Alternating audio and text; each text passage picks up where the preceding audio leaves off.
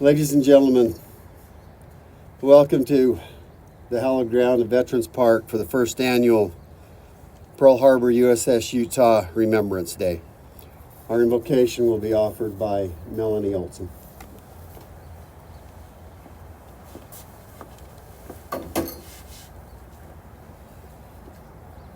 Our dear Heavenly Father, we are grateful for this opportunity to gather together in Veterans Park in Washington City to remember our fallen sailors who sacrificed all in defense of our country and our great nation on Pearl Harbor Day. We ask Thy Spirit to be with us as we pay homage and remember those who sacrificed in serving our country and those who still suffer the repercussions of war, and especially upon the 58 sailors who lie entombed on the U.S.S. Utah, along with baby Nancy. We ask Thy Spirit to be with us as we remember their sacrifice and pay homage to their service, and thank Thee for the freedoms that we enjoy and those who were willing to sacrifice to maintain our freedoms. And we say these things humbly in the name of Jesus Christ. Amen.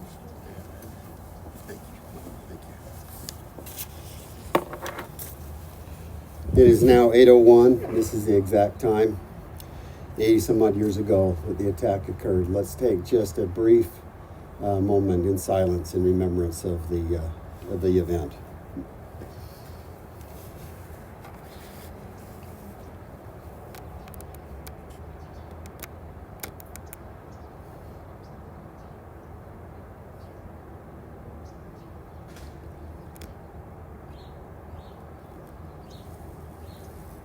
Thank you.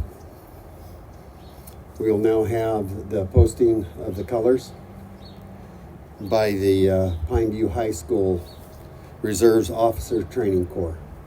Cadets, you may begin.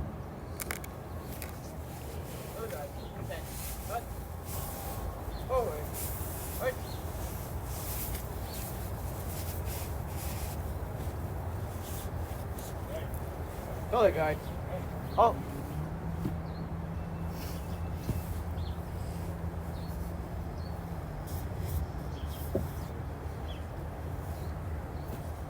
Ready. Execute. Forward. Right.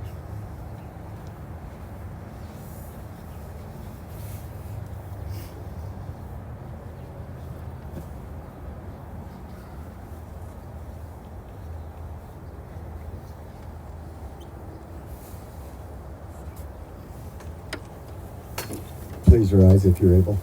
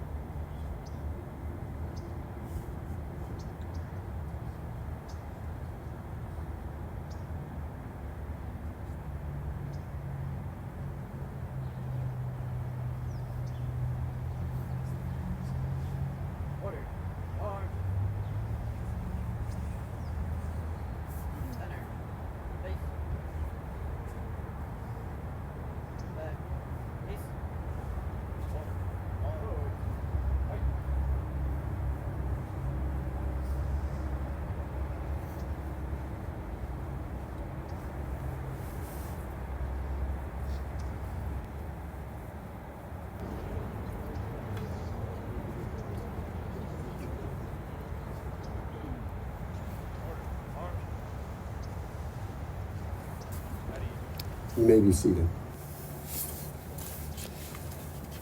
The significance of 801 and the flag raising was that on the U.S.S. Utah, sailors were placing the flag on the fantail when the first bomb hit at exactly 8:01 a.m.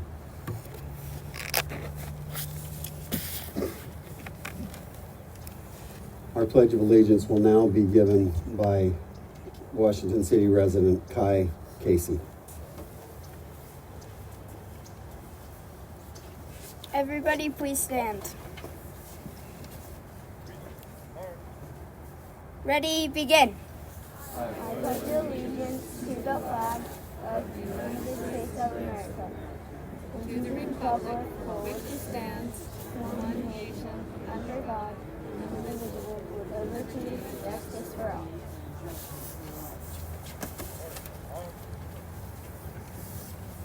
Good job. We'll now have our Honorable Mayor Cress Staley share some remarks.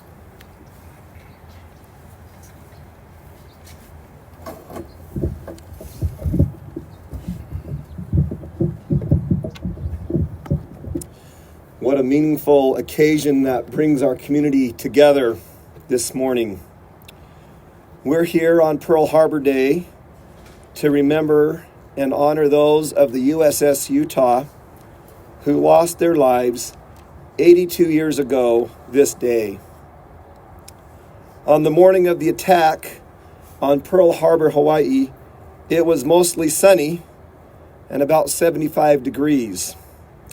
Sailors were probably making their Christmas plans, unsuspecting of what was about to befall them.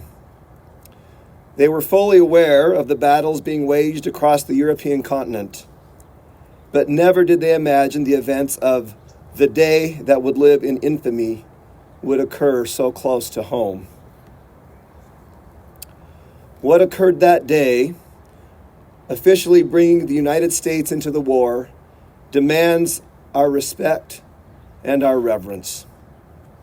I am forever grateful for those who served then, are serving now, and will yet serve our country in the future. Our military personnel who lost their lives aboard the U.S.S. Utah and across Pearl Harbor deserve this memorial service, which brings us together today. I'm proud that the Washington City Council adopted a resolution to make this an annual event, and I'd like to take the opportunity to just briefly read the resolution. It's titled, "A Resolution Honoring and Remembering the Forgotten Ship of World War II." Whereas on May 29, 1903, the Secretary of the Navy, William H. Moody, announced in Salt Lake City that a new battleship would be named after the state of Utah. And whereas after World War II, the U.S.S. Utah was converted to a target ship and set sail for Hawaii for one last time on September 14, 1941. And whereas, as the Japanese launched their brutal attack on Pearl Harbor, the U.S.S. Utah became the first vessel struck at 8:01 a.m. by an aerial torpedo that slammed into the port side as the crew raised the flag on the fantail. This attack on Pearl Harbor left 2,403 Americans dead. As legacies of that tragic day, the hulls of two battleships, the U.S.S. Arizona and the U.S.S. Utah, remain in the waters of Pearl Harbor. And whereas, as the U.S.S. Utah was sinking, Chief Water Tender Peter Tomich, instead of escaping, headed down to the station where he ordered his crew to get out, knowing that unless the boilers were secured, they would rupture and explode. He ignored his own evacuation order and moved from valve to valve, setting the gauges and releasing steam to stabilize and secure the boilers, thus preventing the ship from turning into a massive inferno from which no one would escape. And whereas a total of 30 officers and 431 men survived the attack, in part because of Peter Tomich's heroic efforts Yet 58 lost their lives, and 54 sailors and a baby named Nancy remain entombed in the U.S.S. Utah on this day. And whereas the attack that President Roosevelt called a day that will live in infamy did not translate into an infamous legacy for the U.S.S. Utah and the 58 lives lost aboard, rather, much the opposite. The U.S.S. Utah was dubbed by history the forgotten ship, with little recognition from the home front and the Navy, leading to obscurity and stories untold. And whereas now 82 years removed, the time has come to right the ship, to forgive history and reset the legacy and memory, bringing honor and respect to those that served and died on the U.S.S. Utah once and for all, as well as the state for which she was named. And therefore, be it resolved that the Washington City Council and Mayor declare an annual Pearl Harbor Remembrance Day to be held on the 7th day of December each year.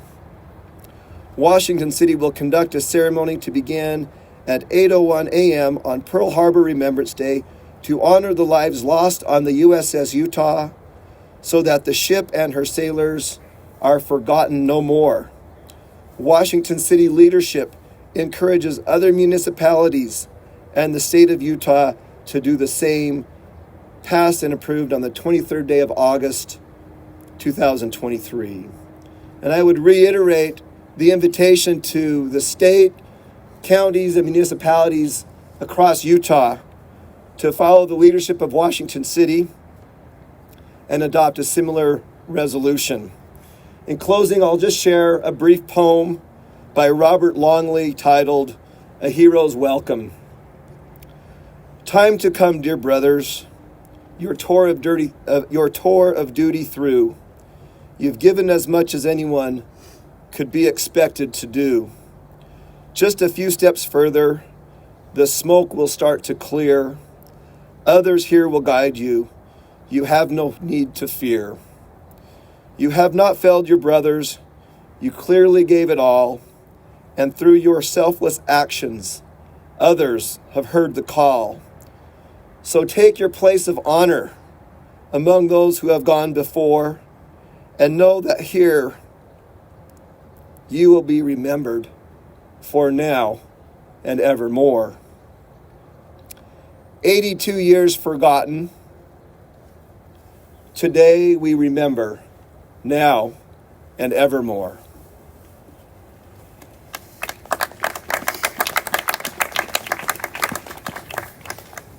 Thank you, Mayor. We appreciate your leadership.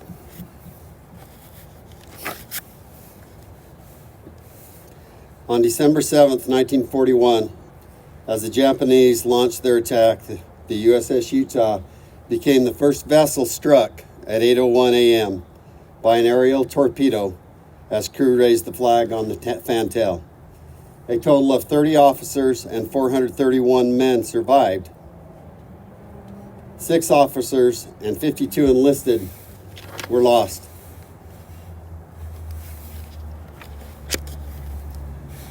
Please stand in memorial tribute. The bells will now sound 58 times. We'll toll 58 times for each life lost.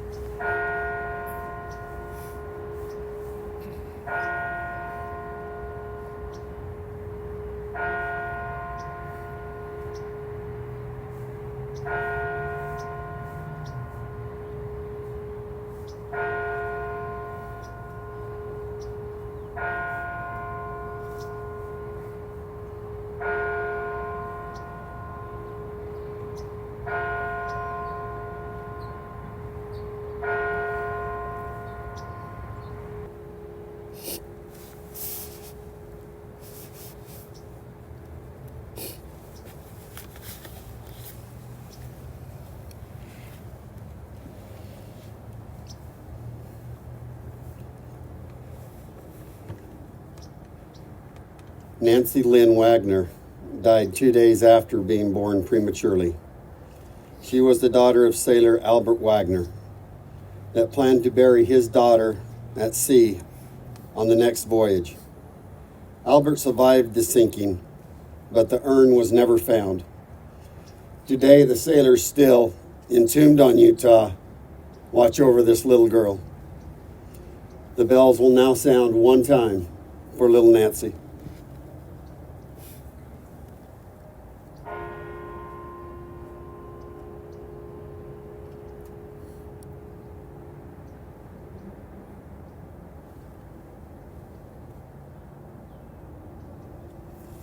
You may be seated. Thank you.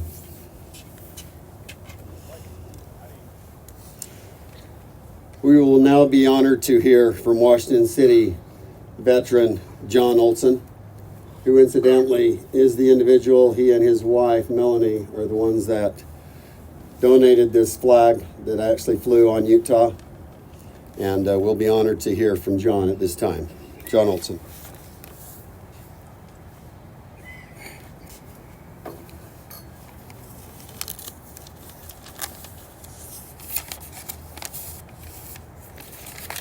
Before I get started, just want to thank Desert Rose Florist for the wreath. There is a flower for each sailor still standing to watch,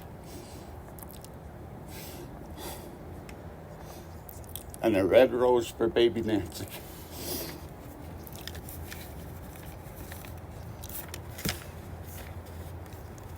Unseen, unheard, unafraid. That is the motto of the United States Air Marshals. You can see me, hopefully you can hear me, and I have never been more afraid in my entire life that my words will not bring the honor and dignity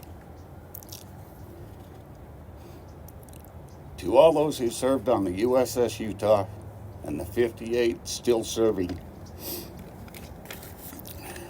December 7th, 1941, a day that was supposed to live in infamy, are now words on a calendar for most people.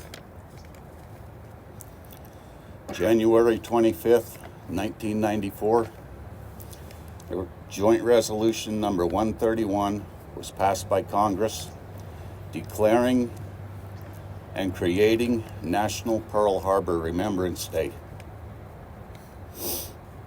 August 23rd, remember that date, 1994, President Bill Clinton signed that joint resolution into law.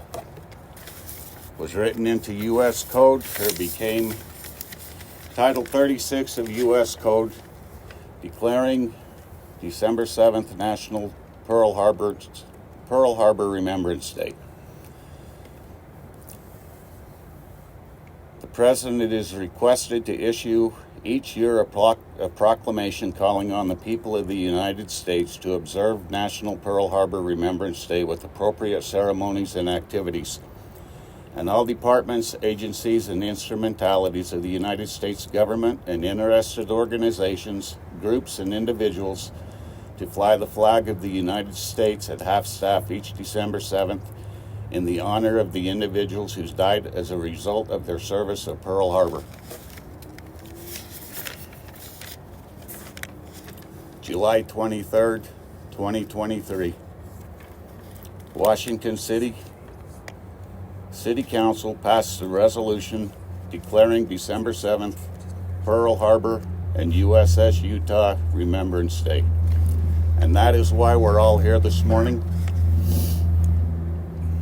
to honor the sailors who served on and the 58 sailors still standing their watch of the U.S.S. Utah, the first ship named after our state.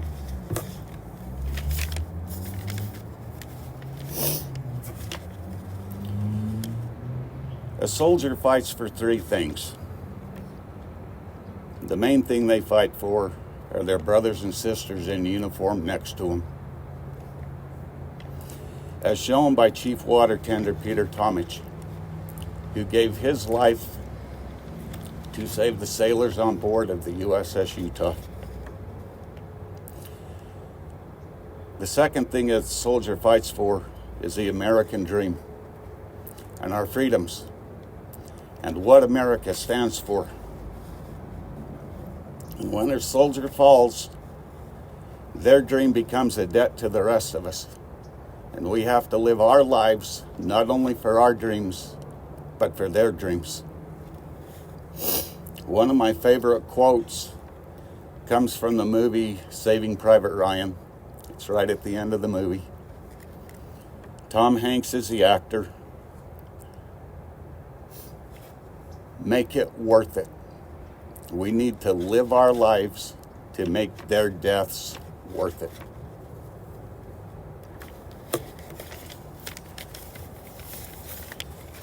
The late Utah Senator Frank Moss said at the dedication of the U.S.S. Utah Memorial in 1972 at Fort Island, "While we honor those here who gave their last full measure of devotion, all of us hope and pray that the time will come when we no longer need to dedicate memorials to men who died in battle, that we dedicate memorials to those who live in peace, to all nations and all men." That is the third thing that a soldier fights for, and the most important thing. They fight for peace. Every soldier wants their war to be the last one. And as we're here this morning, we declare very loudly that the U.S.S. Utah and the men who served on her and the 58 men still standing their watch are not forgotten. We declare it loudly from Washington City. We want them to hear us in Salt Lake. The U.S.S. Utah is not forgotten. Thank you.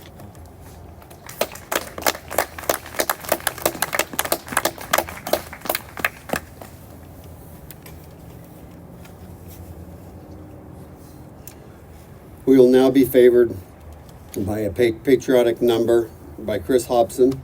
He will introduce the numbers that he will be performing. While he's setting up, I want to recognize on the stand with us today, Councilman Craig Coates, Councilman Brett Henderson, Mayor Staley, and then we have a speaker from Washington resident, also David Cadero, that will be speaking to us in a moment. Thank you.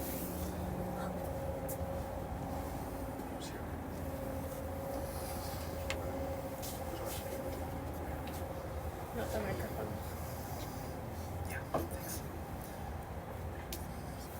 Good remembering.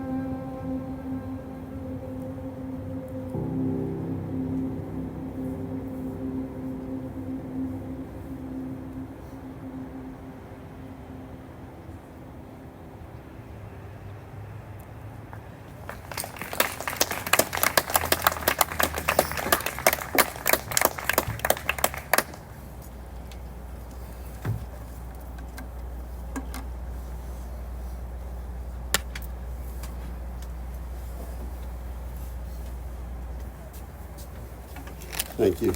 That was beautiful.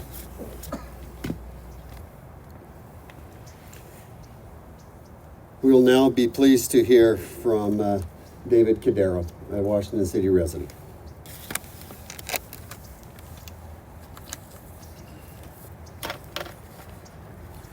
Thank you, Councilman Ivey. As the men of the U.S.S. Utah rose on the morning of December 7th, 1941, their ship moored in the idyllic tropical paradise of Hawaii, they had no idea that they were about to be flung into World War II. With Pearl Harbor as their target, the Japanese aircraft approached. The enemy initially identified the U.S.S. Utah, but rejected her as a target. However, after the attack began, 6 planes from the Japanese formation broke off to attack the Utah, mistaking it for an aircraft carrier.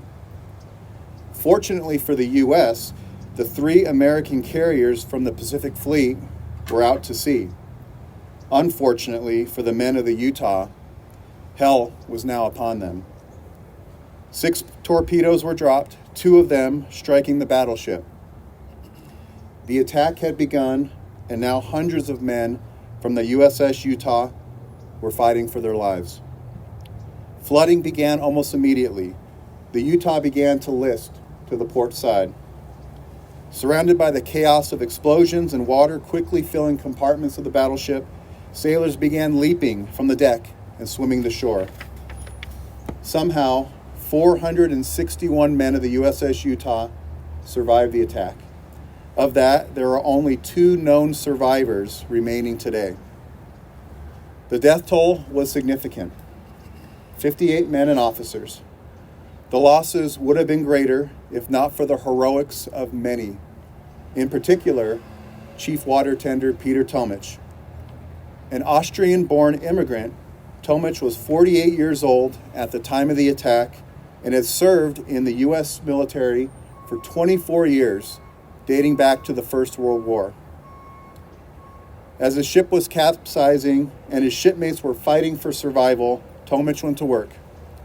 Disregarding his own safety, he remained at his post in the engineering plant until all the boilers were secured and all fire room personnel had left their battle stations. During this remarkable act of heroism, it is unclear how many lives he saved. His life was not among those saved. The Medal of Honor Peter Tomich would receive for his actions was awarded posthumously. One U.S.S. Utah survivor called December 7th, 1941, our worst hour and yet our finest hour. For our country, it certainly became our finest hour. By the thousands, Americans rushed to volunteer for the armed forces, intent on defending their country from further harm, and to ensure that freedom shall prevail. The attack on Pearl Harbor was a pivotal moment in our history, one that we recall each year, and yet the U.S.S. Utah carries the moniker, the forgotten ship of Pearl Harbor. Let us all do what we can to change that.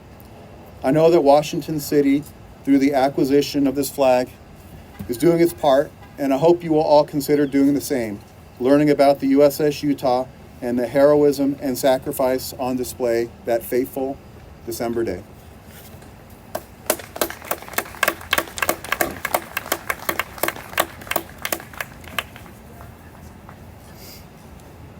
I might mention also that David is the director and president of the Veterans Affairs here in Southern Utah. Also like to mention that we have a gentleman in the crowd. His name is Bo Burgess, that is the curator of the museum at Fort Douglas, the museum, that is here to authenticate the flag and to memorialize the original flag that flew on Utah.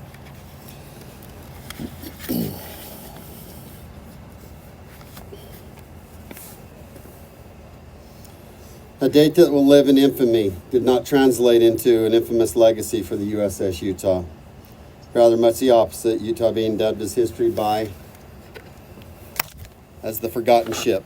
Now 82 years removed, time has come to right the ship, forgive history, and reset the legacy and memory that will finally bring honor and recognition to all those that served and died, as well as to the state for which she was named. And as has been stated, Washington City encourages communities throughout the state to follow suit and pay proper tribute. Senator Evan Vickers and Representatives Joseph Elison and Colin Jack will run the U.S.S. Utah resolution in the 65th legislature next year to memorialize that Utah is not forgotten anymore, lest we forget. Lieutenant John E. Black is the forgotten sailor on the forgotten ship. John was from Ohio. He was disadvantaged. He struggled academically. He endured through obscurity. He, in support of keeping the only available ladder of escape open for trapped men until all escaped, gave up his life to save his shipmates. He, against all odds, became a naval officer. He went down with the ship.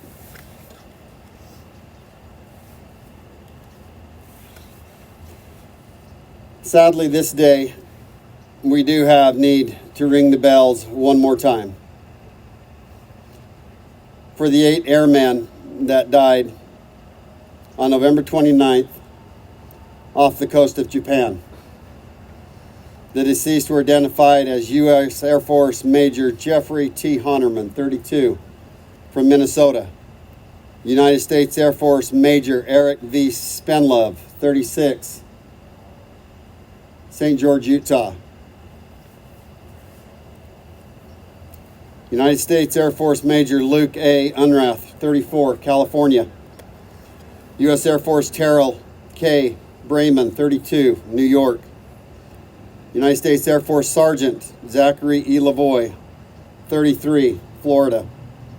United States Air Force Sergeant Jake M. Turnage, 25, Georgia. United States Air Force Senior Airman Brian K. Johnson, 32, Ohio. United States Air Force Sergeant Jacob J. Gallagher, 24, Massachusetts.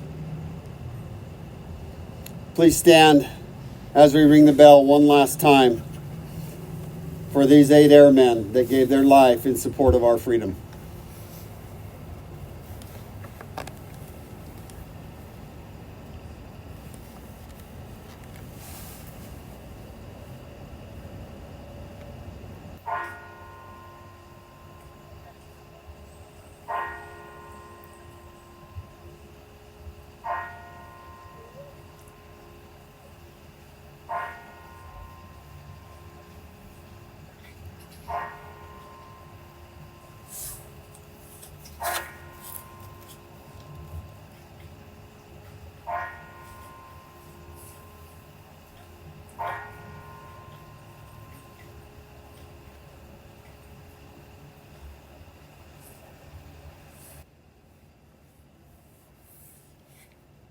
Until December 7th, 2024, at 8:01 a.m., we stand adjourned. God bless all those that keep us safe. And bless us to have the courage to conduct our lives in a way that befits those that gave theirs, that we might live and live in the greatest country that the world has ever known. Thank you for being here today.